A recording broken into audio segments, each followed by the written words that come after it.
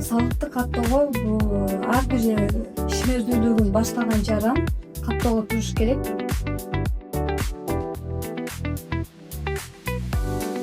Мисалы, лотереядан 10 миллион сом алса, ошо налоговый жарымын алуу. Ал прибыль катары эсептелинет. А бизде салык кодексинде налог на прибыль деген салык бар.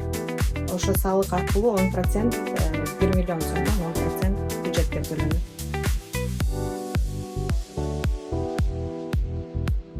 Ишмердүүлүк жүргүзсөм, ошого жараша салыктар чегерилет.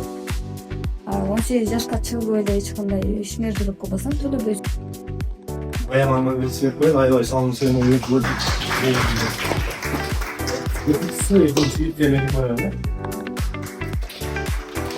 расып кайтабыз.